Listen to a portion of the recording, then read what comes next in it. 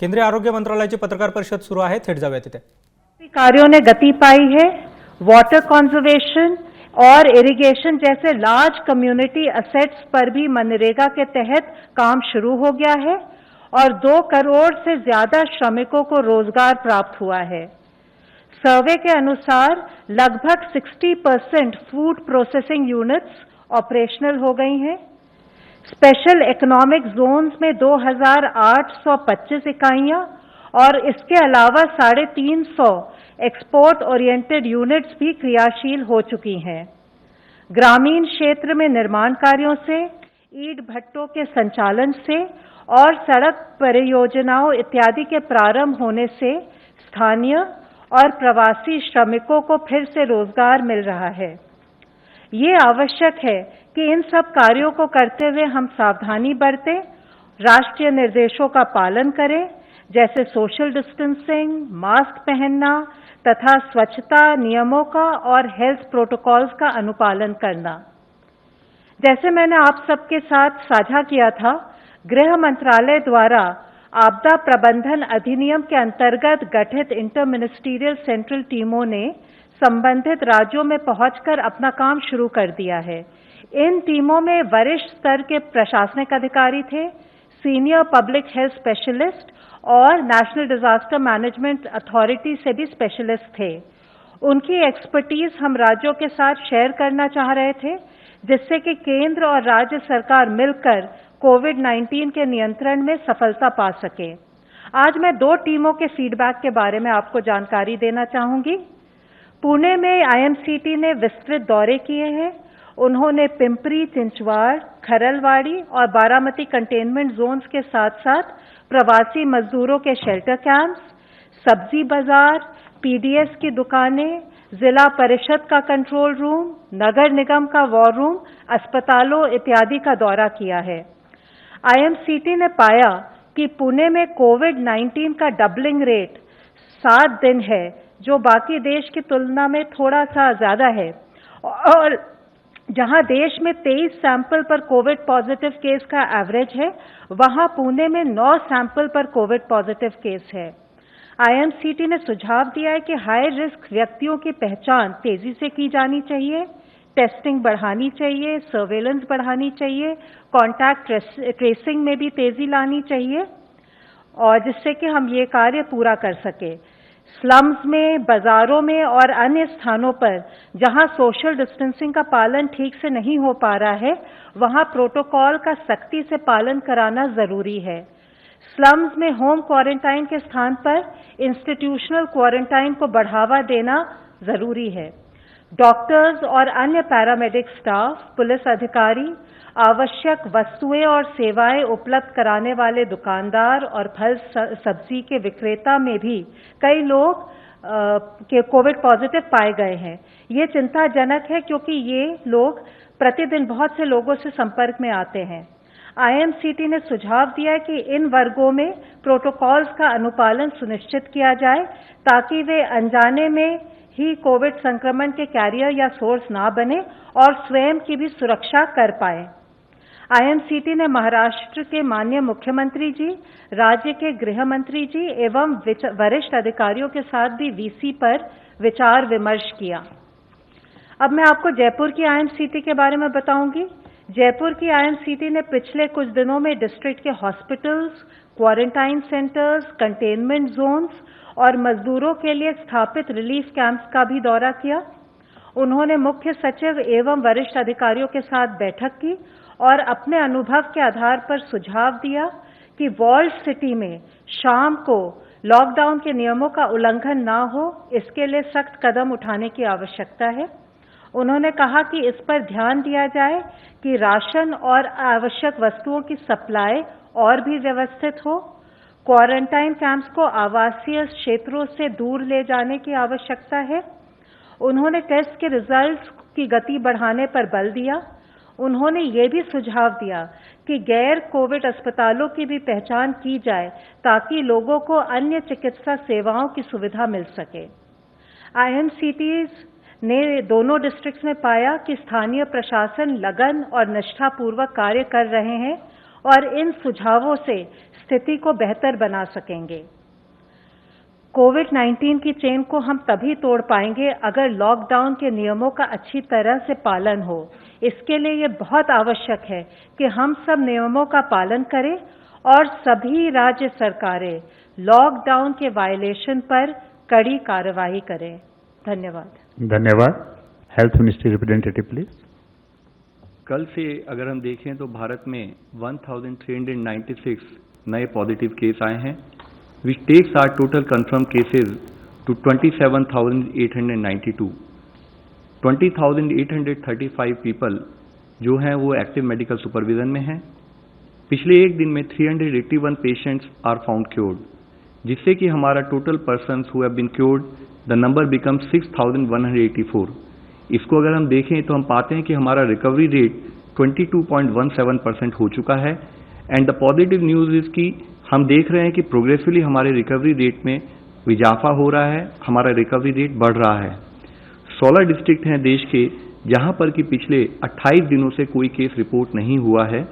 इन districts में 3 नए district add हुए हैं। अगर आप देखें 24 अप्रैल से अब तक में, वह है गोंदिया महाराष्ट्र में, देवनगेरे कर्नाटक में, लखीसराय बिहार में।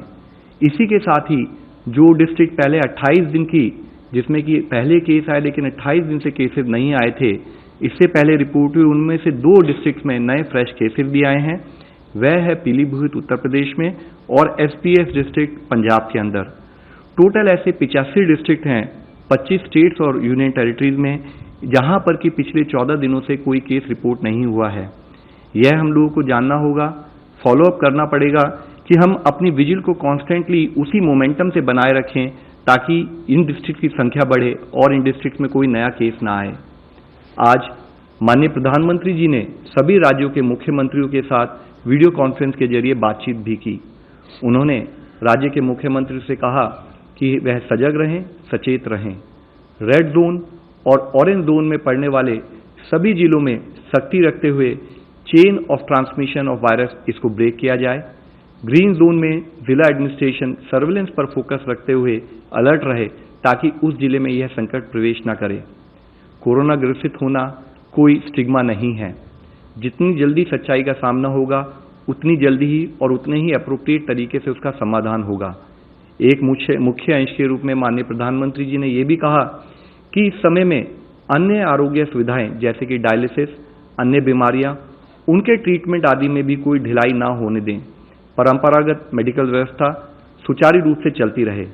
रेड जोन से ऑरेंज जोन, ऑरेंज जोन से ग्रीन जोन में जिले को ट्रांसफॉर्म करना ही हमारा मंत्र होना चाहिए। आज इसी संदर्भ में आप लोगों को मैं एक और मुख्य विषय के बारे में बताना चाहूँगा।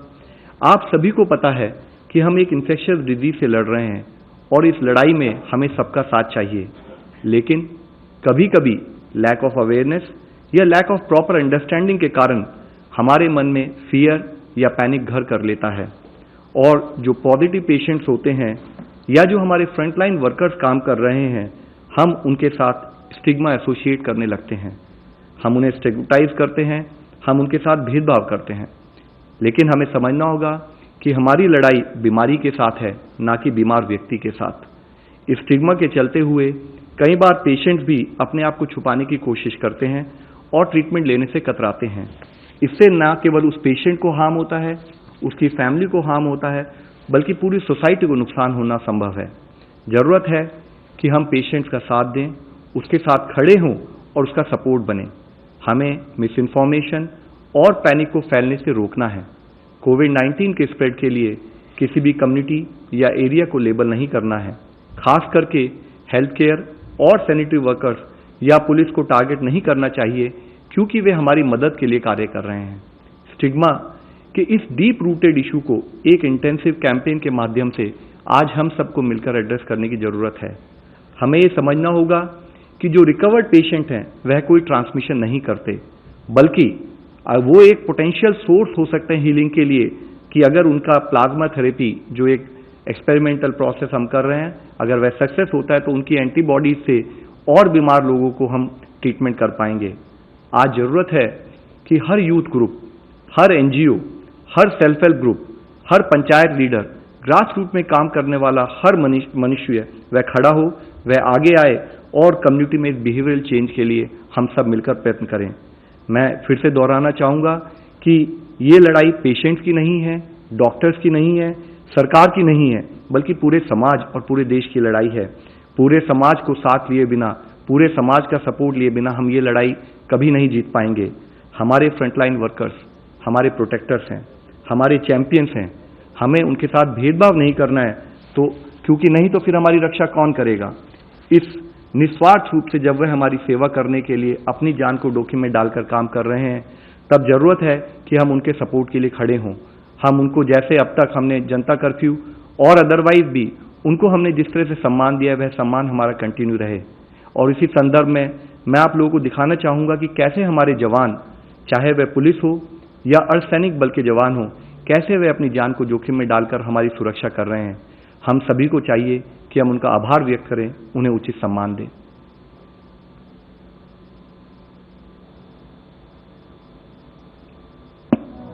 मुश्किल कितनी भी गहरी हो, डरना हमें जचा नहीं। डर के आगे घुटने टेके ऐसे मरना जचा नहीं। आंधी हो या तूफान हो, चलना अपना मकसद है। गहरा हो कितना भी अंधेरा, हमें ठहरना जचा नहीं। देश पर जब भी संकट के बादल घिरते हैं, देश के जवान एक सुरक्षा ढाल बनकर हर आपदा के सामने खड़े हो जाते हैं। ये शूरवीर कोविड-19 के खिलाफ जंग में भी अपनी जान की बाजी लगाकर भी अपना कर्तव्य पालन कर रहे हैं। चाहे क्वारंटीन सेंटर्स के आसपास सुरक्षा के चाक चौबंद इंतजाम हो या लॉकडाउन का पूरी मुस्तैदी के साथ पालन कराना हो, अपना हर फर्ज पूरी शिद्दत के साथ ये कर्मवीर निभा रहे हैं। प्रधानमंत्री नरेंद्र मोदी के एक आह्वान पर सुरक्षाकर्मी, पुलिस के जवान, सेना और अर्धसैनिक बलों के जवान राष्ट्र सेवा में जुट गए। कोरोना संक्रमण से बचने के लिए मास्क की जरूरत हर जगह पड़ रही है।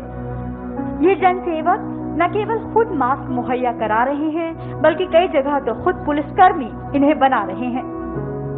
न केवल जरूरी चीजें मुहैया कराने में और सुरक्षा व्यवस्था को मुस्तैद बनाने में इन पुलिसकर्मियों और जवानों ने मिसाल पेश की है, बल्कि उससे भी एक कदम आगे जाकर कई पुलिसकर्मी इंसानियत की मिसाल पेश कर रहे हैं। फिर वो चाहे लॉकडाउन में किसी मासूम बच्चे के लिए जन्मदिन पर शुभकामना संदेश भेजना हो या फिर गीत गाकर लोगों की हौसला अफजाई करनी हो। इंदौर के पास राव में 13 साल की स्नेहा अपने जन्मदिन पर अकेला महसूस कर रही थी। स्नेहा ने पुलिस कंट्रोल रूम फोन किया।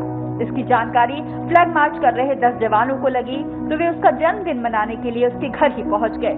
उन्होंने सोशल डिस्टेंसिंग का पालन करते हुए उसके साथ केक काटा और स्नेहा को शुभकामना संदेश भी दिए। हमेशा मैं अपना बर्थडे मेरे घर परिवार के साथ बनाती हूँ, तो मैंने एक बार राव थाने पुलिस को फोन किया और वो मेरे एक बार बुलाने पे यहाँ आए और मेरा जन्मदिन बहुत यादगार बना, इसलिए मैं उनको थैंक्स कहना चाहती हूँ। वहाँ सोशल डिस्टेंस बनाते हुए पहुँची, टीम पहुँची हमारी, और टीम ने बच्ची को उत्साहित करते हुए बर्थडे सेलिब्रेट किया। सामाजिक चेतना लाने में भी ये जन प्रहरी पीछे नहीं है। कुछ दिन पहले ही दिल्ली में सीआरपीएफ के जवानों ने लोगों को रक्तदान के लिए प्रेरित करने के लिए एक जागरूकता शिविर का आयोजन किया। नागपुर में पुलिसकर्मी एफजी यानी पुतलों के जरिए लोगों को कोरोना संक्रमण से बचने का संदेश दे रहे हैं। वहीं महाराष्ट्र के एक पुलिसकर्मी ने कर्तव्य निष्ठा की नजीर पेश की है। महाराष्ट्र के जालना जिले से करीब 50 किलोमीटर दूर हेलस गांव में एक पुलिस अधीक्षक ने चालक के नहीं आने पर खुद ही ग्राम पंचायत का ट्रैक्टर चलाकर गांव में दवा का छिड़काव किया और गांव सैनिटाइज कर कोविड-19 को खत्म करने में अनोखी प्रतिबद्धता दिखाई। चंडीगढ़ में सीआरपीएफ के जवान जरूरतमंद परिवारों को खुद खाना बनाकर खाद्य सामग्री उपलब्ध करा रहे हैं। कोरोना संकट के समय पुलिसकर्मियों ने मानवता की मिसाल पेश की है। फिर वो चाहे गर्भवती स्त्रियों को ठीक वक्त पर अस्पताल पहुंचाना हो, दूर दराज के इलाकों में जरूरतमंद औरतों को सैनिटरी नैपकिन उपलब्ध कराना हो। यही नहीं, कई पुलिसकर्मियों ने लोगों को जागरूक करने के लिए बड़े ही रचनात्मक तरीके अपनाए। कोई यमराज बनकर सामने आया तो कहीं कोरोना से बचने के लिए पुलिसकर्मियों ने बड़े ही खास अंदाज के हेलमेट पहने। वहीं भारतीय नौसेना ने भी मुंबई में ईरान से आए संक्रमितों को सफलतापूर्वक क्वारंटाइन कराने में मदद की। उनकी हर जरूरत का बेहतर ढंग से इंतजाम किया ताकि उनका हौसला न टूटे। साथ पुलिस फोर्स, सेना और अर्धसैनिक बलों के जवान कोरोना वॉरियर्स बनकर भी अपना फर्ज पूरी निष्ठा के साथ निभा रहे हैं। ये रात दिन अपनी जान जोखिम में डाल रहे हैं ताकि हम सुरक्षित रहें, हम महफूज रहें। इन महान शूरवीरों को देश का नमन। आज ज़रूरत है कि हम फिजिकल डिस्टेंसिंग का पालन करें ताकि हम अपने आप को बचा सकें, अपने पेरेंट्स को बचा सकें, अपने ग्रैंड पेरेंट्स को बचा सकें। अंत में मैं माननीय प्रधानमंत्री जी के कहे शब्दों को ही दोहराना चाहूँगा। कोविड-19 does not see race, religion, colour, caste, creed, language or borders before striking. Our response and conduct thereafter should attach primacy to unity and brotherhood. We are in this together. Dhanyavad. Dhanyavad. Friends, today we have with us chairman for the Empowered Group 5. So I'll request sir to brief you about the Empowered Group 5. नमस्कार, मेरा नाम परमेश्वरन अय्यर है और मैं empowered group 5 जो कि supply chain और logistics of essential items पर फोकस करता है, उसका मैं कन्वीनर हूँ। और आज इस प्रेजेंटेशन में मैं आपको जो अभी तक जो प्रोग्रेस हुई है उसके बारे में मैं आपको कुछ एलिमेंट्स दिखाऊंगा। इसका अगर आप एक स्नैपशॉट देखेंगे, इम्प्रूवमेंट इन की supply chain indicators from the 30th of March, a day after the groups were constituted, to 25th April. This is the latest data. If you look at trucks moving food and pharma, एक important indicator है mobility का, it was about 46% and it has gone up to 76 and it's increasing rapidly. So there has been significant improvement in movement of food and pharma, two of the most essential items. Railways has done a tremendous job also. और अगर आप रेक्स movement देखेंगे, you will see it has gone up on this date. It was less earlier from 67% on 30th March to almost 80%. It's closing at 76% as on 25th April. Ports, another critical junction point for logistics, imports, exports. Percentage of traffic handled by ports was at about 70% on 30th March. And in fact, it had gone up even higher, so it's fluctuating between 87 and 90%. So it's almost back to normal. On mandis, which are major places where trade of agricultural produce takes place, it was about 61% on 30th March, and it's almost 80% now. So this is giving you a snapshot of the significant progress made on essential supply chain items. This is just a quick snapshot of what does the empowered group focus on. हमारा जो group है, एक तो जो policy और implementation bottlenecks हैं उनको ease करना, ट्रबल शूट करना, और जितने भी लाइन डिपार्टमेंट्स हैं, चाहे वो रेलवेज हो, ports, traffic, mandis, food processing, we work very closely with them and the Ministry of Home Affairs. We also consult with stakeholders from outside, industry, food, pharma, transporters, wholesalers, retailers and mandis. We try to cover all the key stakeholders. उनसे हम consult करते हैं, उनके opinions लेते हैं, and then we factor that into recommendations which we make. Specific bottlenecks को troubleshoot करना. This is also very important. जैसे नासिक में the onion mandi had a problem when one person was tested positive. So we worked with Maharashtra government, with Agriculture Ministry, and then alternative arrangements were made. And then tracking key indicators जैसे मैंने अभी आपको दिखाया, और disseminating of best practices of supply warriors. अभी love ने police के बारे में एक आपको अच्छा वीडियो दिखाया. There are a number of supply and corona warriors, चाहे वो postal department के हों, truck drivers हों, unloaders हों, ordinary people who are performing extraordinary work. उनके stories हम share करते हैं and other states listen and learn from those stories.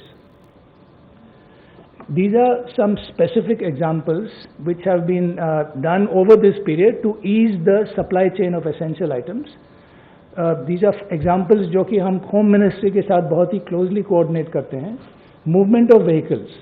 Very early Home Ministry made it clear there was no difference in movement between essential, non-essential. दूसरा बहुत ही important step Home Ministry ने लिया था कि truck driver के लिए आपको केवल ड्राइविंग लाइसेंस दिखाना है. You don't need to show any pass. Plus 2 others will be allowed. Empty trucks were also allowed because there was some issue initially कि empty truck लौट रहा है, is there a problem? That was also allowed. Movement of workers and truck drivers. This was a major issue in the initial days. So movement of labor to and from residence is allowed with a pass, and railway, airport, seaport and customs can issue passes themselves in consultation with the local authorities. So these have been progressively relaxed, and despite the lockdown, all these are examples of specific in the supply chain and logistics sector. Distribution and availability of food. So farming operations have of course allowed, including rabi harvesting. Post 20th April, as you can see, as per the guidelines issued by MHA, again the supply chain was supported through softer elements. Dhabas are now functioning, repair shops for truck drivers, and of course operation of mandis, which is a very important part for the farmers to sell their produce, and manufacturing units. In fact, the entire manufacturing supply value chain, चाहे वो manufacturing हो, distribution हो, packaging हो, and all ancillary activities. So the forward and backward industry linkages were operationalized. Food processing specifically, particularly in relation to the farmers, and packaging unit operations were also allowed. So progressively, despite the lockdown conditions, the supply chain started increasing very consistently and has made good progress. तर एकूणच केंद्रीय आरोग्य मंत्रालयाची पत्रकार परिषद जी आहे तर ती संपन्न झालेली आहे. यामध्ये सोशल डिस्टन्सिंगचं नियमांचं पालन करण्याचं आवाहन करण्यात आलेलं आहे. देशात आत्तापर्यंतच्या रुग्णसंख्येची देखील माहिती देण्यात आलेली आहे. आरोग्य कर्मचारी पोलिसांना कोरोनाची लागण होणं हे चिंताजनक असल्याचं देखील यावेळी बोलण्यात आलेलं आहे.